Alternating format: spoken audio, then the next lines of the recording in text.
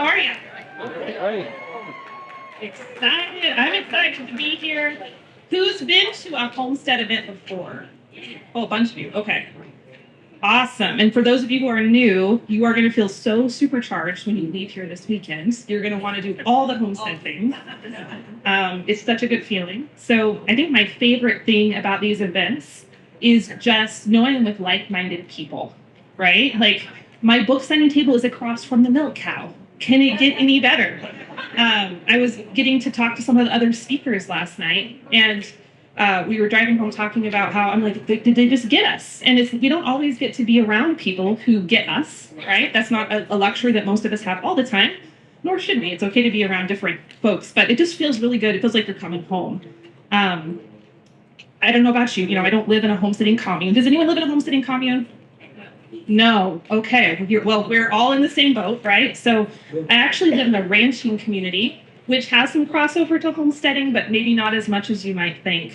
And so I end up finding myself in awkward situations on occasion when I'm at social gatherings. And it becomes very obvious how not normal I am. Have you ever had that revelation when you're with other people? I mean, we could debate the definition of normal, but to the general culture, we're kind of weird, and I'm okay with that.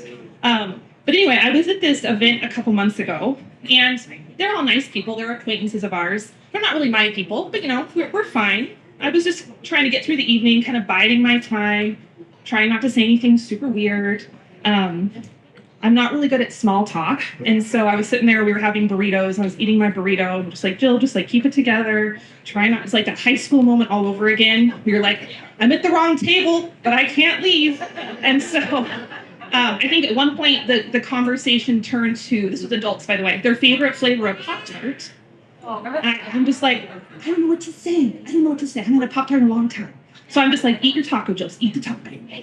And here we go. I'm doing okay. I'm holding it together. And all of a sudden, one of the women, I don't know what even started the conversation, but she pipes up and goes, well, and they don't really know what I do, right? Like a lot of them are scared to ask. They know we do some weird farm stuff, but it's not normal. And I have maybe a online thing, and people don't really ask. And so she was like, well, I don't know about you guys, but I would never eat an animal that I knew.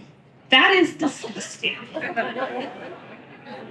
So I'm eating the taco.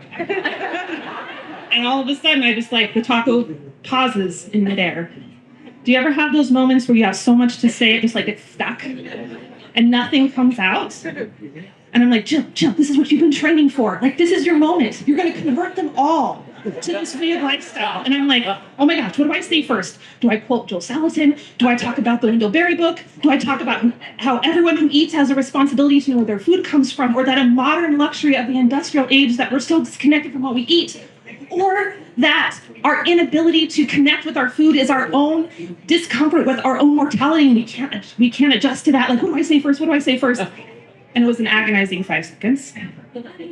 So you want to know what I said? You want to know what grand words of wisdom I imparted to this crowd? I said nothing. Absolutely nothing. And part of that was because the conversation moved on as I was having this conversation with myself. And part of that is because I've learned that fire hosing your companions with all of your homestead wisdom at once is not a great way to win friends and homesteading. But I was a little disappointed with myself. But I drove home that night, and I really felt the tension. I know you guys have probably felt this tension too. Whether you are new to the homesteading world, or you have been in it a while, whether you have a backyard homestead or you have a full-fledged homestead, we live with this tension due to the choices we make. And it's not always a bad thing, but sometimes it can be tricky, right? Sometimes that tension comes from the outside. It comes from people saying, what are you doing? Why are you moving there? Why are you drinking the raw milk? Did you know those canned tomatoes are going to give you botulism? What is wrong with you?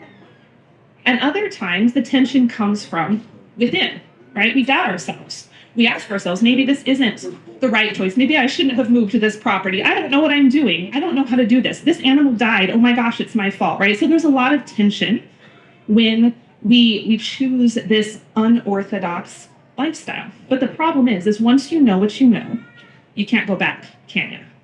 Right? Even if you're just getting started, once your eyes have been opened, there's no going back. So here we are. And so with any lifestyle, there are the highest highs and the lowest lows. And I think a lot of times, honestly, we come to any journey thinking it's going to look like this, right? And homesteading, it can appear when you're watching the YouTubers, if you're watching people like me online, you're like, this is going to be, we get the chickens, and then the garden, and then the goats, and then the milk cow, and then we live happily ever after, right? Bam, bam, bam. And we all know this is usually what ends up happening. We've all been there. This is anything we do in life, not just homesteading. But what this gives us a chance to do is figure out how to keep going, okay? Because if you're always looking for outside motivation, whether that comes from other people or you just need constant external achievements and accomplishments to give you the oomph to keep going, it's going to be tough, friends, right? You won't make it. You're going to have to find a different way to motivate yourself. A couple weeks ago, within the same 24-hour period, I had finished putting in my garden in the greenhouse. I had it mulched, I had it weeded. It was looking so good. And I sat back and I go, Jill, you have figured this out, finally. Congratulations. And 12 hours later, I walked out to my barnyard and my brand new brown Swiss milk cow calf was dead. Still don't really know why, right? So it's like the highest highs and it's the lowest lows. I've had, in the same week, I've had people come up to me and go, you changed my life. I moved to a farm because of you. I've canned tomatoes because of you. And then, a few days later, I have someone online telling me I'm the biggest idiot they've ever seen, right? So if you're looking for external sources to keep you going, it's going to be real rough. And so what I see as homesteading, and here's what I want to talk about with you today. You're going to get a lot of really practical info in the next 2 days, and that's fantastic. I'm going to take us in a slightly different path over our few minutes together. And I want to talk about building not just the external parts of our homestead, the coops and the fences and all of those fun things. I want to talk about building some internal structures. And these are the structures that are going to keep you going when it gets a little tricky, right? I love this quote by Jack Canfield. And he says, it's not the result that's important. It's who you become in the process of achieving the result. And I've been homesteading now for close to 15 years. And one of the things that has hit me so hard in the last several years is that it's more than just the tomatoes and the sourdough bread, friends. Like, that's where it starts. But what comes as you continue down that path is so, so good. And dare I say, even more exciting than a fresh heirloom tomato or a green bean hanging on the plant. Those are amazing. But what you're going to get on the back end of continuing with this and developing that grit is absolutely priceless. So, what we want to talk about today is how do we build that homestead grit. There's a lot of skills you have a chance to learn. You're going to be learning a lot of them this weekend, and I hope your notepads and your pens are ready. But how do we start building those internal pieces? So I have been sitting with this idea for the last couple of years. I've been spending a lot of time on it. I spent a lot of time initially in my homestead journey talking about all the practical pieces, and then lately I've been really turning kind of introspective. And I've distilled it down into what I call the old-fashioned fix, or the old-fashioned formula. And there's 10 pillars that I have kind of come up with, talking to other homesteaders, looking at my own life, talking to many of you online. And we don't have time to go through all of them today, but we are going to go through, we're going to go through these first two. And these are two of my favorites. And you can see some of the ones on the list are a little more tangible, but these two are the ones that are going to help us build those internal structures of resilience. And trust me, you're going to need them. And it's not a bad thing. We're going to talk about why. These are game changers. Now, we don't have time to cover the rest, but if you come to my talk tomorrow, we'll talk about number 9. That's related to old-fashioned parenting. But today we're just going to cover the first two. Now, quick little side note before we get into these two pillars. I still love the practical stuff, and I know you do too. So right now it's gardening season. Anyone have other things they're doing besides gardening, or are y'all full-time gardeners? No, I'm not a full-time gardener, right? There's a lot of other things I do. So I have had to learn how to garden and not drive myself absolutely insane in the process because I have other responsibilities. So I've come up with some systems over the years. They're not effort-free. You still have to put some work into them. But they have saved me a lot of stress. And honestly, they've enabled me to come to events like this and not be worried about the garden the whole time I'm here. So I put it together. This is free. Just take a picture You just input your email and we'll send it to your inbox. It's called the Stress-Free Garden Workshop. So take a picture of the slide. Everyone get a chance? Okay, here we go. So our first pillar that we're building as we build the internal structures of our homestead grit, right? It's called choosing your hard. If you've listened to my podcast, we've talked about this a lot in the podcast. So the year was 2009. My husband and I had just bought our homestead. Some of you have been around with me that long, some of you haven't. But it was a tumble down old property. No one had lived there for a number of years. And we got a lot of information from the neighbors. Anyone bought an old property and the neighbors love to tell you all about it? Yes, it's fun. It's also scary sometimes. And so they love to tell us there was a horse living in the house at one point, and this person did this, and they killed rattlesnakes here, and it was this whole thing. Anyway, we had an old timer up one afternoon in the fall, talking to him. He gets in his truck. He rolls down the window and hangs his arm out the side, and he's like, well, y'all just wait to see this place when it snows.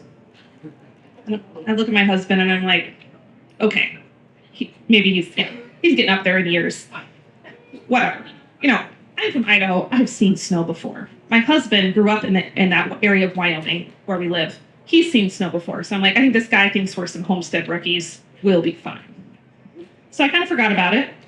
A few months later, it's February, and the radio calls for a winter storm warning. It's normal. We get that a lot. And that night, the wind comes in. I can hear it howling, and I can see the snow out the window in the dark. And I'm like, no big deal. It's normal. So we get up the next morning. We're getting ready to go do chores. I go to my front door. I open the front door, and there it is. A 9-foot drift from the ground to the ceiling. There was a tiny sliver of blue sky at the top, right there in my face. And I thought, well, that's what the neighbor meant. So I called Christian in, and we stood there and we stared at it for a few minutes. And then we remembered we have another door. So we go around to the mudroom, our other door, we open it. As fate would have it, it was only half drifted shut. So we didn't have to dig out with spoons that morning. So we put on all our snow clothes. We didn't have kids yet. We climb out of our house, and we find ourselves in an alien landscape. I don't know have you guys ever experienced a prairie blizzard? No? Okay. It's a whole thing, guys. It is a whole thing. So there's bare spots on the ground because the wind blows so violently. But then there's other spots where there are 9-foot drifts. And I could climb the top of one drift and touch the tip of our full-size juniper tree in our front yard. And so we're just like in shock. Like, what is happening? We didn't even recognize our own property. And so we go out to the barn. We're having to dig out the barn door for our animals. We're having to dig out the chickens. Our barbed wire fences were encased in drifts so much so that our cows could walk over the top and get out. It's hardcore. And so we didn't have a tractor yet because we were young and broke. And so we had shovels. So we dug and we dug and we dug. And then the wind came up the next day and filled in everything we dug out. So we dug some more and dug some more. And we survived that one. But then a few months later, another one came. And then the next year, another one came. And we realized this is how the prairie rolls, like it or not, right? It's a little different than the snow we were used to. And so it's a lot of work and it's a lot of stress. And you have to take into account all of these things with the animals and the chores. And it was just bogging us down. And so we had at some point kind of look at ourselves and go, do we really want to live here? Do we want to keep living here? Right? We didn't have to stay. And so we were faced with this, what's the point situation, right? And just in case you think I'm making it up, that's the picture of the house that morning. Yeah. It looks a little different now, but that's legit. So, long story short, as many of you know, we stayed in Wyoming against all common sense. And some people still ask me today, why do you live there, Joe? You can move.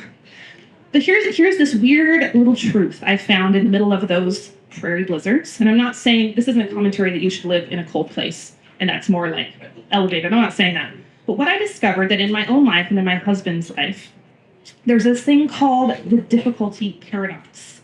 And it's not just related to weather, it's related to everything. But when we choose the harder path in a strange roundabout way, it can make our lives easier in the long run. Okay? Let me explain what that means in the capacity of weather, because that's kind of maybe feel like a little bit of a stretch. So as we brave these prairie blizzards, it forced us to kind of rise up and increase our capability, right? And so we started to become people that we weren't before. We started to become braver. We started to become tougher. We got more resilient. We got more confident. We started to figure out all the little tricks of how to divert snow and route things. And so because we started to develop that resilience, it made our life easier in other places. The problems that used to feel just formidable to us in other areas started to feel not so big, right? And this pattern has repeated itself in my life so many times. Have any of you heard of the term anti-fragile? Awesome, because this is really fun. I can't wait to tell you about this. So what this was doing as we chose this harder path, and it's not just about snow, it's also in what you're doing on your homesteads, in choosing the old-fashioned skills that you have and that you're developing, right? You ever have people look at you and go, why are you canning? Why are you gardening? They sell that at the store. What is wrong with you, right? And sometimes I still ask myself, why am I doing this? And I kind of have to sit with that a while. But here's what I found. That as I'm doing these harder things, it's developing anti-fragility. So this is a term first coined by an author named Nicholas Nassim Taleb. He wrote a book by the same name. He categorizes things into 3 parts. There are fragile things, right? Glass, mirrors, things that you put too much pressure on and they shatter. We're familiar with that. There are robust things, like this stage is robust. It can take some abuse and it's not going to fall apart. Steel, iron, those sort of things are robust. But there's a third category we don't talk about as much, and that is the anti-fragile things. Maybe some of you are thinking, okay, I'm trying to think of an example. Well, friend, you are anti-fragile. Your children are anti-fragile. Your muscles are anti-fragile. Grassland, if you go listen to Joel and his friends talking about regenerative grazing, grasslands are anti-fragile.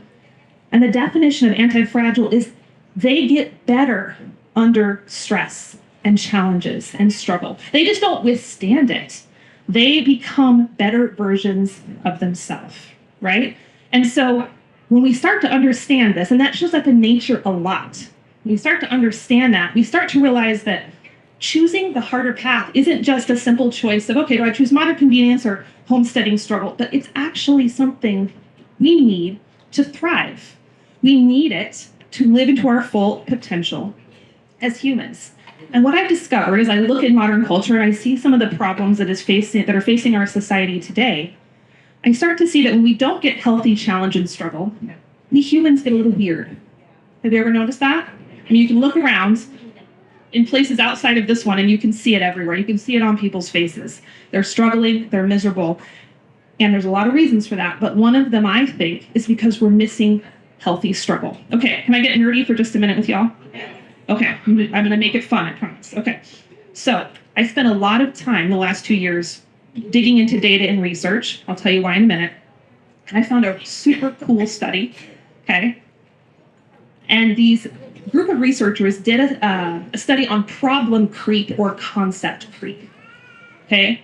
And I'll explain what that is in just a sec. So what they did is they gathered a bunch of participants and they showed them a series of pictures. The first set of pictures was dots. There were blue dots and there were purple dots. And there were many varieties and gradients of blue and purple in that set of pictures. So they just would set them in a chair and they'd flash them up on the screen. And the participant would have to go, it's purple, it's blue, it's purple, it's blue. But what they didn't tell the participants is that as they went on, they started showing them less blue dots. And what happened? Well, the participants started to call more of the purplish dots blue. So in the absence of one category, they started to broaden their definition. Okay? And you're like, I don't understand what this has to do with homesteading. Bear with me. Okay? I don't know if you can see this, it's a little small, but it says when blue dots are common, you might consider these colors blue, the top. And then the bottom bracket says, but as blue dots become rare, you start calling colors blue that you used to call purple. They did it again, this time with faces. They had these little line drawings of faces. Some of the faces were happy, some of them were threatening, and lots of in-betweens. And the participants had to go, oh, that's a happy face. That's a threatening face. And again, they didn't tell them. As time went on, they showed them less threatening faces. But again, the participants, as they saw less truly threatening faces, they started to consider more of the happy faces threatening. So what does this tell us? This tells us something about how our brains work and our tendencies as people. When we start to have an absence of one category in any area of life, we start to consider more things belonging in that category. And if you think about it, we joke about first world problems, right? Oh my gosh, Starbucks is closed, my life is ruined. Hashtag first world problems, right? But it's true. That's what's happening. We have taken so much meaningful struggle out of our modern society, and not all of that is bad. I'm not against all of the fruits of the Industrial Revolution. There's some nuance there. But what has happened is we're so obsessed with convenience and ease that our lives are kind of too easy now. And so we start to see these little annoyances that our ancestors would have been going, bro, what's your problem, right? You have food on the table and a roof over your head, you're fine. And we start to see that as just the worst thing that's ever happened to us. And I think, in fact, I know that that is one of the reasons that this homesteading movement is taking off the way it is. Because our culture, whether they know it or not, I think a lot of it is subconscious, for at least for a time, we are craving meaningful struggle, right? We are craving meaningful challenge. And that is the biggest magic of homesteading, is that the challenge is built into the fiber of what we're doing. You don't have to do any of the things you're doing, friends. Walmart's right around the corner. You don't have to do any of it, yet you're choosing it. And I think some of you are choosing it maybe just for the tangible benefits now, but I want to reassure you that good stuff is coming. Stick with it, even when it's hard, because you just never know those rewards that will come at the other end. And it gives us this chance to choose our heart, right? And I would personally, if I'm choosing problems, I would rather have the problem of growing vegetables in a hail-prone environment that gets snow on September 8th than the problem of living in a high-rise, sitting on my couch all day, being hooked up to a screen and ordering all my meals off DoorDash. Now, that's my choice. Other people make other choices, but if everyone has problems, I'll take the first set. Anyone else? Yeah, and that's why you're here, right? That's why we're kindred spirits. So I think that's why homesteading is so crucial to our culture, especially now. So let's shift into a little more of the practical. How do we continue to develop this anti-fragility? Now, you guys are already way far ahead than the average person, right? You already have that internal grit growing inside of you, but how can we continue to strengthen it? So I've come up with what I call the anti-fragile formula. And I think this applies to everything. It's also really good for kids. If you have kids, take notes. Okay, there's two pieces you need to create this dynamic of anti-fragility in your life. The first are healthy stressors. The second is a growth mindset. So let's break that down a little bit. Let's use our muscles for an example, right? If you want to strengthen your body and build muscle, you have to stress your muscles, right? Like the very definition of building muscle is you're breaking down those muscle fibers, you're creating tiny tears.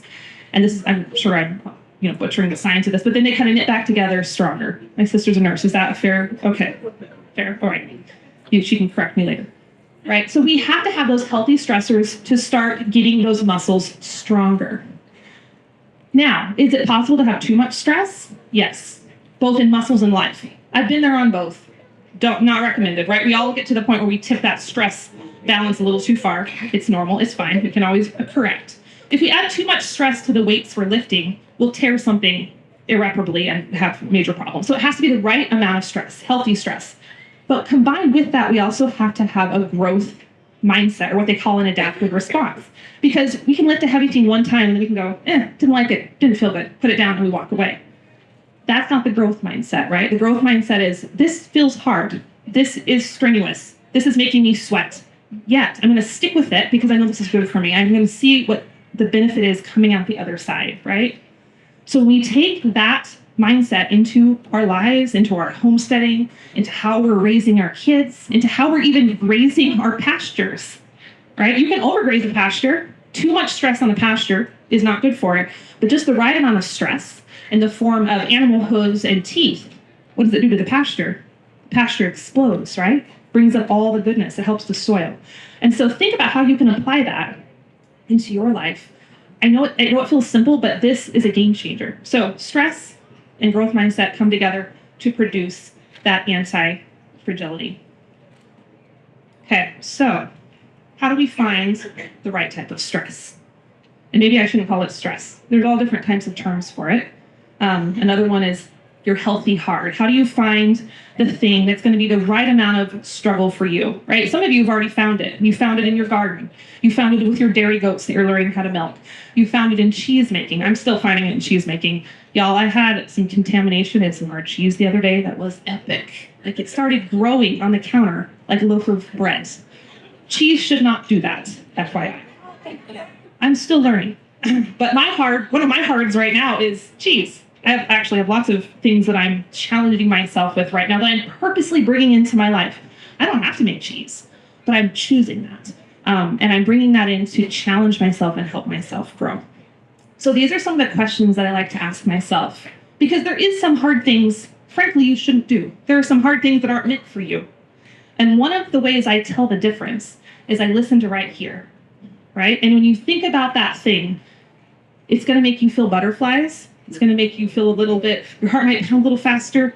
You might start feeling a little jittery inside. That's a good sign. You might even start feeling a little scared. That's also a good sign. There's a strong link between fear and curiosity. Listen to it, right? Listen to it. So here are some questions I ask myself when I'm sorting out. Do I want to make cheese, or do I want to wash my laundry by hand on my front porch? Both are legit old-fashioned tasks, but maybe both aren't for me, right? So I ask myself, what do you dream about? And dreaming can be a literal dream. It can be the thing that you daydream about in your job. It can be the thing that you just, you're seeing it in passing on the internet, and just always pay attention to it. What makes you feel those butterflies inside? Listen to your gut. It will always tell you where to go next. What have you secretly always wanted to do? I find in this modern culture, it is so darn good at squishing dreams, right? We have dreams as kids, and then it's just this accepted thing that you grow up, honey, you turn 18, and just put that in the closet. We don't do that anymore, right? That's cute. Now you need to go into your normal job and be a normal person and kind of sit down and shut up, right? So what is the thing that you have always wanted to do, potentially as a child, that you've never done because you thought it wasn't acceptable? You thought, people like me don't do things like this. And it might be homesteading. It might be starting a business. It might be changing careers. It might be moving across the country. The possibilities are endless. And this last one can get a little sticky for some people. It makes people a little uncomfortable. Envy is not always good, but sometimes it's a little signal of something that we are not listening to, that our intuition is trying to tell us. So are you envying someone else for something, right? A lot of times when someone's tearing us down, I find that it's because they have some unfulfilled goal in their own life that they're not listening to.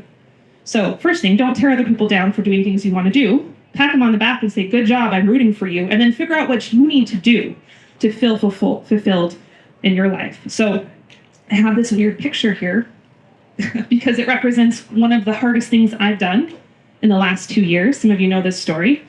We bought the most ridiculous old soda fountain in a town of 175 people 2 years ago. And it fit all of these questions.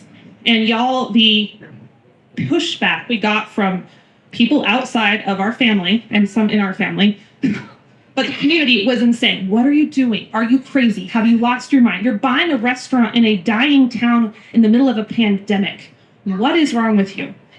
The restaurant itself was a disaster. It didn't have a kitchen. It smelled bad. The food was bad. The service was bad.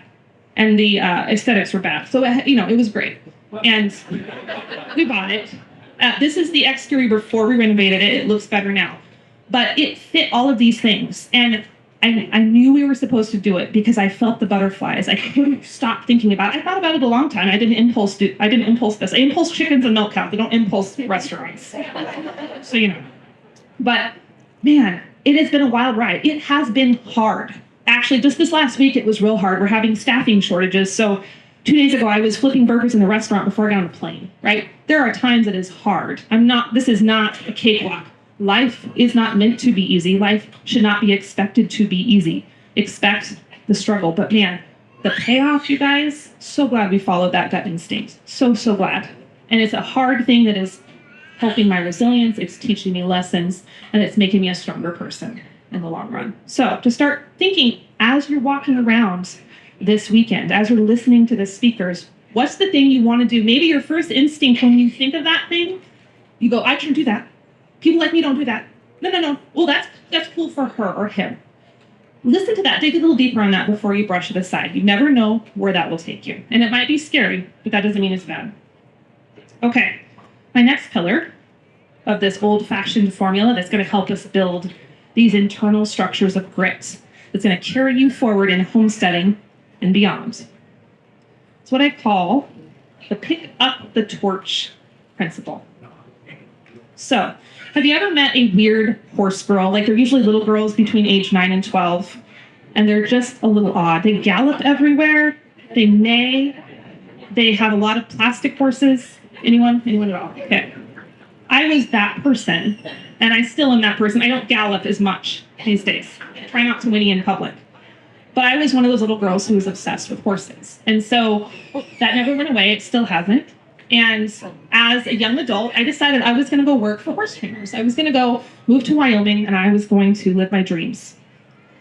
So I found all sorts of horsemen to work for. Horse trainers and cow horse guys and cutting horse guys and colt starters. But there was a problem. It wasn't working out quite like I thought it would. It wasn't quite the romantic notion that I thought. See, humans have this tendency, we all do it, we have this tendency to put blame on outside forces, right? When something doesn't go the way we want it to go, we tend to look out and go, well, it's that person's fault, or it's that thing's fault, or it's the weather's fault, or it's my station in life's fault, right? There's a lot of ways we can kind of put responsibility outward. And I did that just like anyone else, especially as, 18, 19, 20-year-old. That was my MO. And here's the deal. When you're riding horses, especially young horses or unbroke horses, they make really good scapegoats. Because, the horse runs away while you're on it. It's the horse's fault, obviously, right? It's not my fault. And so that's kind of the mentality I went into as I started working for these different horsemen. And it didn't work out for me. It ended poorly. Horsemen can be a little crusty.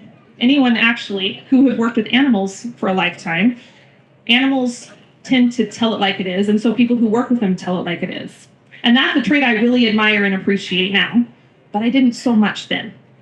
And so I kept finding myself in these really awkward situations where, I'd be on a horse, it would do something like rear, and I'd go to my boss and they'd be like, this horse is rearing with me, and I don't really like it, so can you fix that? And my response I got back was great, Or I'd be like, I can't get this horse to move its hindquarters. Like, I don't know what the horse's problem is. And he'd growl at me a little bit, and I'd go home and call my mom, Mom, they're being so mean to me. Oh my gosh, I don't want to do this anymore, right? And so that went on. I actually switched bosses a few times because I kept thinking, I'm going to find the nice one eventually. I'm going to find the guy who's like not yelling at me all the time eventually. But I didn't. So there I was one day I was riding out with my boss one day, kind of debating my life choices, thinking maybe I should go get an office job. And my horse started to not do something. I think we were trying to back up a hill, and I just couldn't get that horse to free up. He was kind of stuck. He wasn't able to back up. And so for some reason that day, maybe it was a subconscious shift, but I just started to phrase my question differently. And I went to my boss and I'm like, excuse me. He's like, yes. I'm like, can you help me figure out how to move this horse's feet in a different way? And he goes, yeah, do this and this. Wait a second. He must be in a really good mood. Maybe he got really good sleep last night. I'm like, that obviously was an accident. So I was like, logged it in my little Rolodex. I'm like, okay, we're gonna try that again tomorrow. So the next day we were out riding again. This time I couldn't get the horse's hindquarters to step over. He was just stuck, just fighting me. So I said, excuse me. Yes. Can you show me where I can put my hands so I can get these feet to step over in a different way? And he goes, yeah, you bet. Do this and this. And I'm like, this is awesome. I am being so sneaky and he doesn't even realize it. You guys know what was happening, right? He knew exactly what was happening. Horsemen are really good at setting up a situation and letting their student, whether that's the horse or the human, find it. Instead of telling me what I needed to do to get a better response, he let me work at the wrong thing for a while until I figured it out. And what I figured out is that I had more control over my situation than I thought. Even though I was riding a 1,200-pound animal with a mind of its own, I had more control over that than I had thought. Now, two things happen when we have that revelation. The first is, oh my gosh, I have more control over this than I thought. You have to step up. But the second thing that happens is it's pretty empowering because you realize you're not a helpless passenger anymore. You're not the monkey on the football riding a horse hoping you don't die, right? You can have some control. And so what happened after that is I started to learn faster. The horses got better. And it completely changed my mindset around horsemanship. It gave it so much more meaning and purpose than I'd ever had before when I was just riding there, wishing these horses would act up because they're, not be done, right? I began to see it in a whole different light. Now, this concept is nothing new. My boss might not have known the official term for it, but this is actually a psychological principle. And it brings us to one of the biggest lessons of my life that has bled into homesteading and beyond. When we take responsibility, it points us to purpose. Now, you may be like, okay, obvious, Jill, cool, but we're going to dig into this because this is a game changer, especially as you dig into your homesteading activities. You come across situations that are difficult. You come across situations where you might want to pass the buck. I still do it. I don't have this all figured out. There are still times, ask my husband, where I'm like, oh my gosh, I'm stuck. I don't know what to do. It's everything else's fault but mine, right? So there's times where we still dip into that. But homesteading invites us to develop what psychiatrists call an internal locus of control. And that sounds a little bit cerebral, so let me unpack that for you real quick. There are internal and there is an external locus of control. Now, I know that you guys have come across the external one because it's all over culture, especially the internet. See if this sounds familiar to you. Why bother? I hope someone else fixes that. Somebody else should do something about that over there, right? Why does everything happen to me? There's nothing I can do about it. I'm stuck. My personal favorite, someone said this to me just last week, must be nice. Must be nice to have a homestead. Must be nice to have that business. Must be nice. It's my favorite. I'm not going to go in there. We'll rant for a while now. So, this external locus of control is the mindset that life happens to me. Have you guys seen that before in the world around you? I'm sure none of you have ever thought that, right? But it's rampant in our culture. It's absolutely rampant. It's encouraged. It's taught. It's perpetuated. Life happens to me. There's nothing I can do. I'm a helpless passenger on this horse, and all I can do is hope that the horse holds together. I can just hope that my life holds together. Now, we contrast that with the opposite, which is, slide to struggling here, an internal locus of control. Instead of thinking that life happens to me, the shift is I happen to life. Now, you guys already have a strong element of this because you are homesteading, right? The very definition of homesteading is I happen to life. Instead of just being a consumer, instead of just following in the herd of people doing the same thing in the rat race, I'm going to do something different. I'm going to make a choice. The belief that I make things happen. I can do something about this. I control my destiny. I'm in control of my own actions. I can't control everything, right? There are things out of my control, but I can absolutely control my actions and how I respond to it. Hard work pays off, right? There's a big belief in our culture. I see it online a lot. Hard work doesn't matter. It just doesn't matter. It is what it is. We're all kind of stuck with our lot in life. And that's not true, right? You guys know that. You can see that in nature. You can see that in your gardens and around your homesteads. And so when I started to take this idea of responsibility from the arena into the rest of my life, everything changed.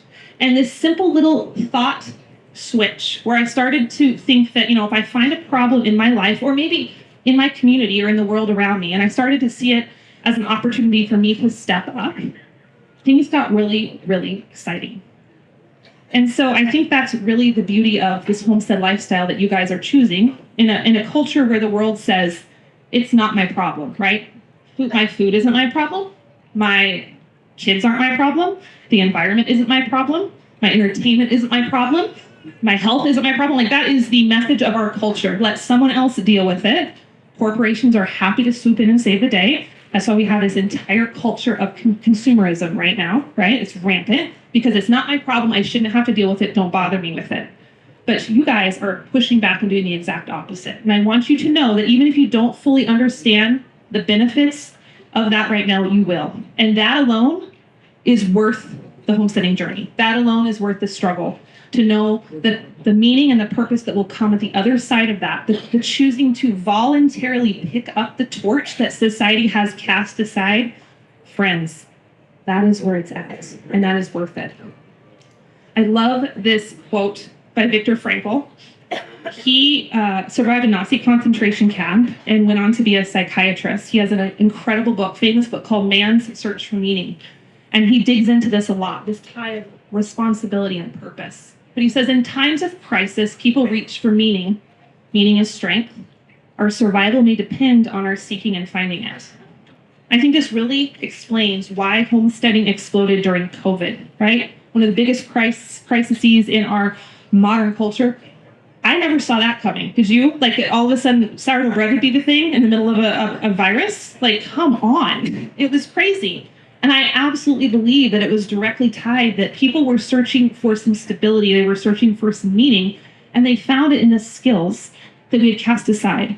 They found it by picking up the torch of the things that we were told are no longer necessary, important. There's something there. And we can dig into that. It gets super exciting. So, how do we start to adopt this mindset, the picking up the torch? So this is a really simple little framework that I use a lot in my own life, because I still sometimes catch myself coming at things from that external mindset, that the world happens to me mindset. So I call this the if-then switch. Okay, so when I find myself saying things like, if only I could, if only this was different, if only someone fixed this thing, I switch it and I say, well, if I want that, then I will fill in the blank. So here's some examples. If only I could have a homestead. If only I could afford land. Land is expensive right now. So I switch that, I reframe that into, if I want a homestead, then I will do what I can right now. I will plant vegetables in my backyard. I will put pots on my apartment balcony. I will start a side hustle and start putting pennies in a mason jar to save up for that land, right? There's more that you can do than you think. And sometimes even that simple mindset shift will take you from feeling kind of discouraged and depressed about your situation to going, your situation is still the same, but your mindset will change it to make you feel good. You'll feel good. You're like, I'm putting pennies in a jar. I'm doing something, right? I'm taking action. And action is the antidote for fear and for discouragement and so many things. Another example, this is one I personally taken upon myself. For years, I said, if only our little town had more to do. I wish our little town had better food. I wish it had more activities. There's 175 people in my little town, so it's very, very tiny. Not 175,000. People get confused. 175. Okay. There's not a lot there. And so I would say, I drive through and go, oh, it'd be really nice if someone would do something about that. I wish someone would do that. And I'm like, no, Jill, that person is you. You get to step up. And so I started to say, well, if I want this to change, then I'm going to invest in this old soda fountain. I'm going to help with community dinners. We're going to start volleyball games on Thursday night. We're going to do family softball on Tuesdays in the summer. And so that simple shift, it didn't fix everything. The town is still 175 people, but it has brought so much more meaning and purpose and life into that little town. It's been a game changer, not only for me, but for the people around us. So those little switches, guys, homesteading is teaching you these lessons right now. So grab onto those. They are the most rewarding harvest that you will ever find.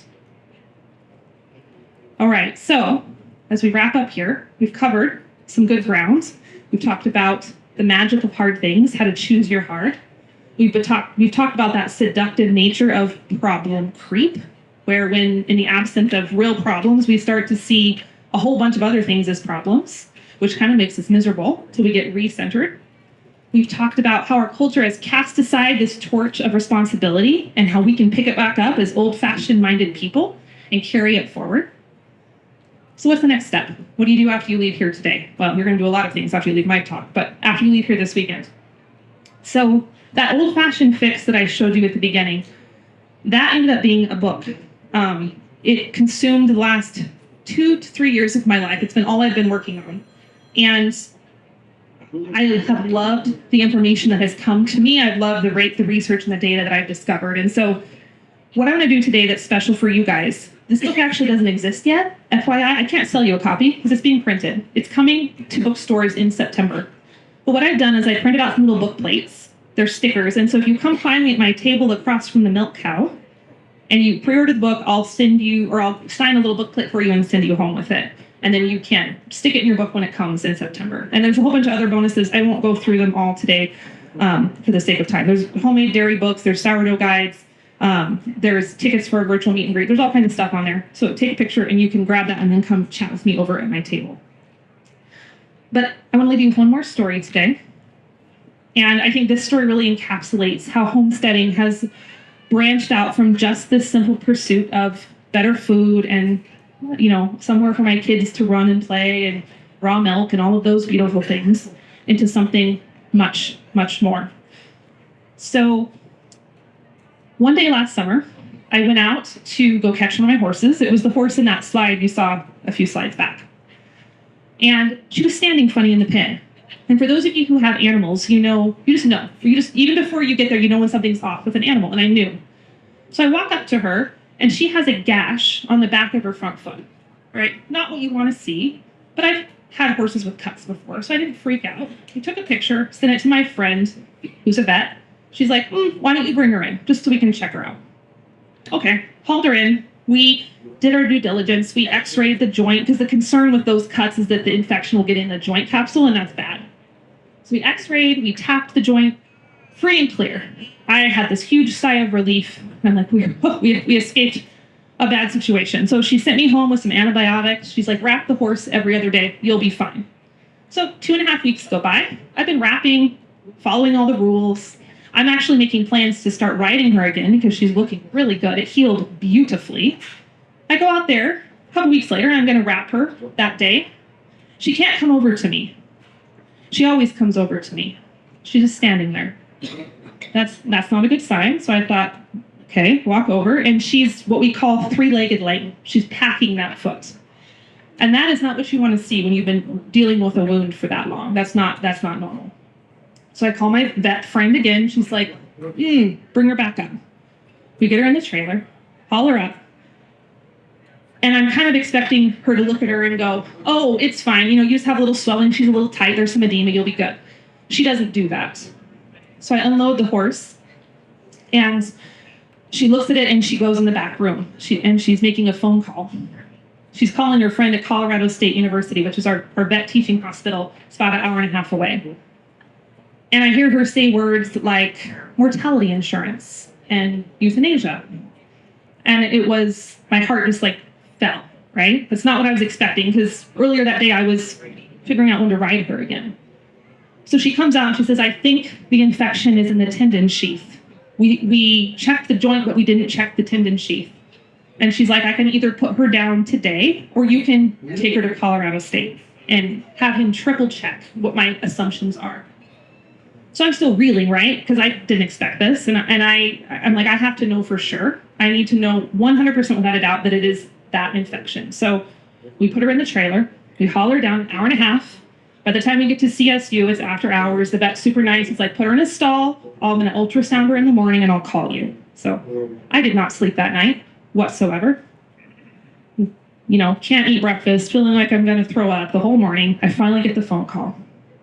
He says, well, I have good news.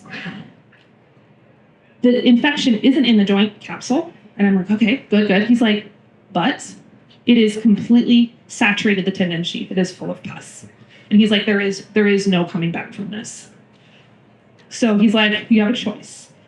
You can either let me take care of this. I will put her down here right now. You don't have to mess with it. You don't have to bury her. I'll make it really easy for you because I know this is hard. Or he says, if you'd like, I'll wait. You can drive back down here and we'll put her down while you're here, and then you can take her home and bury her. So at that point, I will tell you, friends, the last thing I wanted to do was drive down an hour and a half, watch them put this horse down. I've seen it before. It doesn't always go as smooth as you'd like, right? It's not fun. And then drive her back, dig a hole. It's a big hole. If you've ever buried a large animal, it's like a whole thing. So I didn't want to do it. I wanted to run.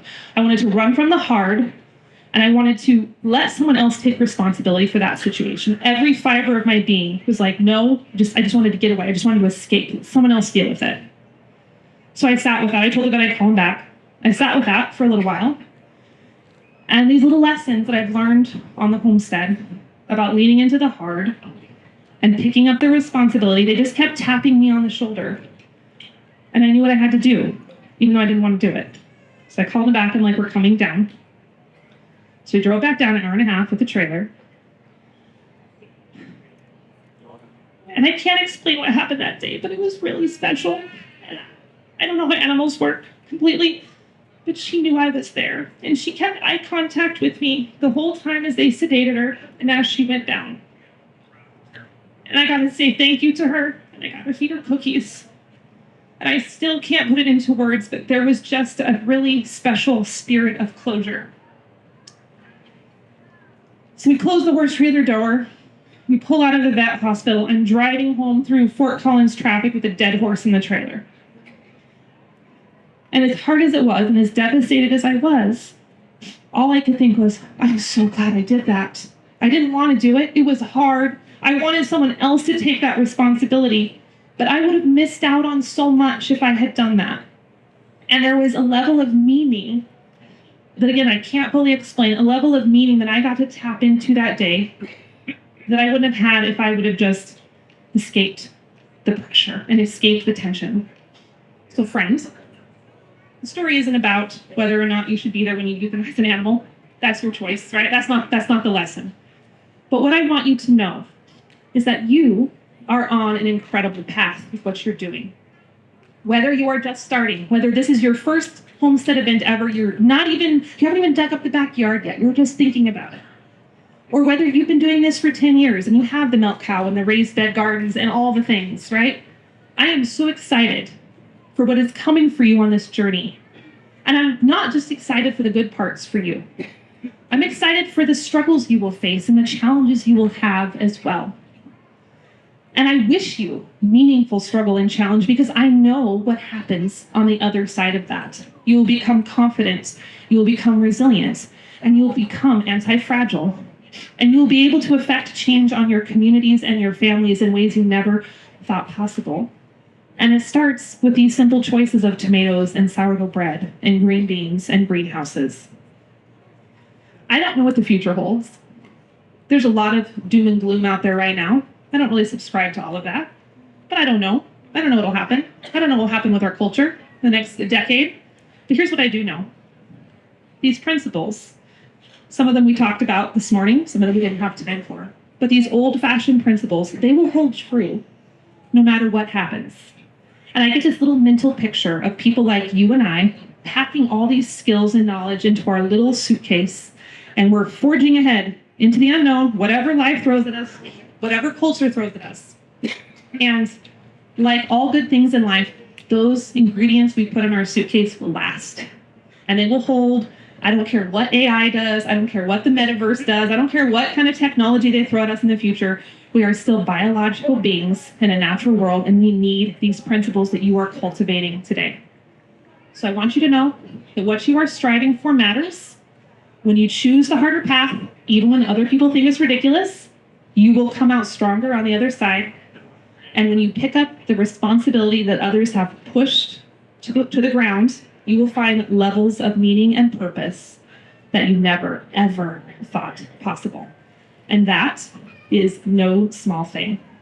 So thank you for spending this time with me today, friends. Keep up the good work.